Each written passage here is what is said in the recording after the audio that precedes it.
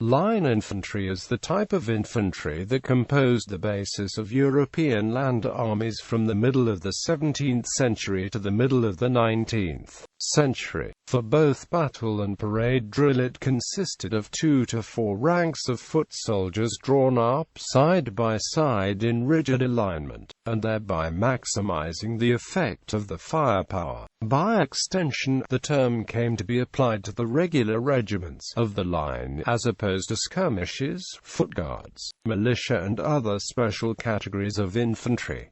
Linear tactics and function. Line infantry mainly used 3 formations in its battles: the line, the square and the column. With the massive proliferation of handguns in the infantry units from the middle of 17th century, the battlefield was dominated by linear tactics, according to which the infantry was aligned into long thin lines and fired volleys.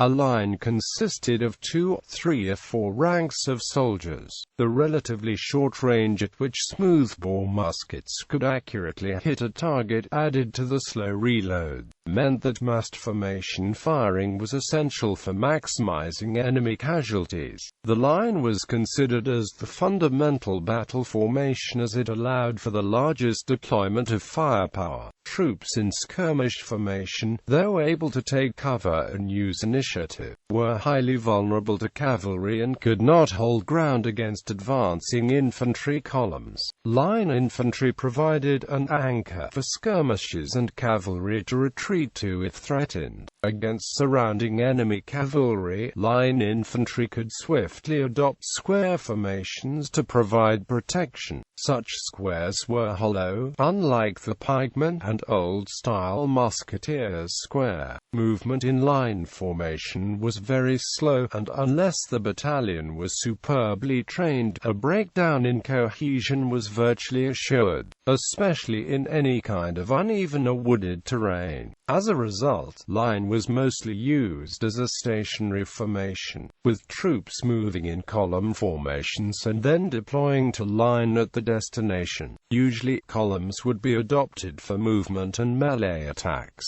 Line infantry was trained in the Manual of Arms Evolutions, the main objectives of which were fast deployment of a line, rapid shooting and maneuver, training and recruitment. Line tactics required a strict discipline and simple movements practiced to the point where they became second nature. During training, the drill and corporal punishments were widely used. Line infantry quickly became the most common type of infantry in European countries. Musketeers and grenadiers, formerly elite troops, gradually became part of the line infantry, switching to linear tactics. Arms and equipment. In the middle of the 17th century, the matchlock muskets of some line infantry were equipped with bayonets. Bayonets were attached to the muzzles of muskets and were used when line troops entered melee combat. They also helped to defend against cavalry. At the end of the 17th century, matchlock muskets were replaced by lighter and cheaper infantry fusils with flintlocks, weighing 5 kilograms with a caliber of 17.5 millimeters, first in France and then in other states. In many countries, the new fusils retained the name musket. Both muskets and fusils were smoothbore, which lessened their accuracy and range, but made for faster loading, lesser amount of bore fouling and more robust, less complicated firearms. The bulk of the line infantry had no protective equipment, as armor that could provide protection from musket fire were considered too expensive and heavy. Only the former elite troops could keep by tradition some elements of protection, for example, the copper mitre caps of grenadiers. Line infantry and other contemporary types of infantry. Initially, soldiers equipped with firearms formed only a small part of the infantry branch of most armies, because of the vulnerability to hostile cavalry.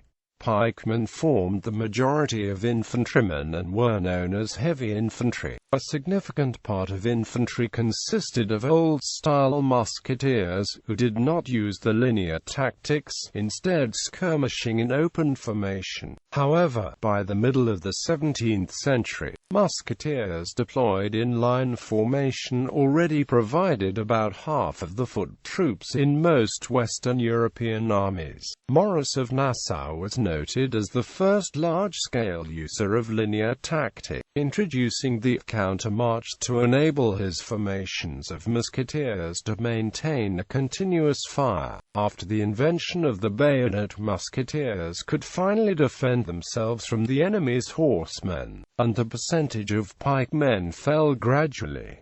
In 1689, the Austrian army got rid of the pikes. In 1703, the French army did the same. In 1699 to 1721, Peter I converted almost all Russian foot regiments to line infantry. The abandonment of the pike, together with the faster firing rate made possible by the introduction of the new flintlock musket and paper cartridge, resulted in the abandonment of the deeper formations of troops more ideal for the melee-oriented pikemen. Instead, military thinking switched to shallower lines that maximized the firepower of an infantry formation. Besides regular line infantry, there were elite troops and the light infantry. Light infantry operated in extended order as opposed to the close order used by line infantry. Since the late 18th century, light infantry in most European countries mostly consisted of riflemen, armed with rifled carbines and trained in aimed shooting and use of defilades. Line infantry, whose muskets with bayonets were heavier than carbines, became known as heavy infantry and were used as the main deciding force. In France, during the Revolutionary and Napoleonic Wars, the division into the Guard, while line infantry and light infantry formally continued to exist, line and light regiments had identical weaponry and tactics. However, each battalion in both line and light regiments included a company of voltiges, who were expected to act as skirmishers as well, being able to deploy into line. The Russian infantry of 1853 comprised 110 regiments, of which 52 were line infantry, 10 were guard, and 46 were light infantry. However, only part of the Russian light infantry was equipped with rifles. In the second half of the 19th century, the coming of mass production and new technologies, such as the mini-bull, allowed European armies to gradually equip all their infantrymen with rifled weapons, and the percentage of line infantry equipped with muskets fell. In the American Civil War, both Northern and Confederate armies had only a few line regiments equipped with the old-style smoothbore muskets. However, France, due to Napoleon III, who admired Napoleon I, had 300 line battalions even in 1870. Although the French line infantry received chassepot rifles in 1866, it was still being trained in the use of close formations, which was changed only after the dethronement of Napoleon III. It should be noted that this was common practice in all conventional Western armies until the late 19th century, as infantry tactics and military thinking has yet to catch up with the new technological development. Battlefield obsolescence. In the years after the Napoleonic Wars, line infantry continued to be deployed as the main battle force, while light infantry provided fire support and covered the movement of units. In Russia, Great Britain, France, Prussia and some other states, linear tactics and formation discipline were maintained into the late 19th century. With the invention of new weaponry, the concept of line infantry began to wane. The Minié ball allowed individual infantrymen to shoot more accurately and over greatly increased range. Men walking in formation line abreast became far too easy a target, as evidenced in the American Civil War. By the end of this conflict, breech-loading rifles were adopted, which gave the individual shooter a greatly increased rate of fire as well. In the 1860s, most German states and Russia converted the line infantry and riflemen into united infantry, which used rifles and skirmish tactics. After the Franco-Prussian War, both the German Empire and the French Third Republic did the same. However, Great Britain retained the name line infantry, although it used rifled muskets from 1853, breech-loading rifles from 1867, and switched from closed lines to extended order during Boer Wars. The growing accuracy and rate of fire of rifles, together with the invention of the Gatling gun in 1862 and the Maxim machine gun in 1883, meant that close-order line infantry would suffer huge losses before being able to close with the foe, while the defensive advantages given to line infantry against cavalry became irrelevant with the effective removal of offensive cavalry from the battlefield in the face of the improved weaponry. With the turn of the 20th century, this slowly led to infantry increasingly adopting skirmish-style light infantry tactics in battle, while retaining line infantry drill for training.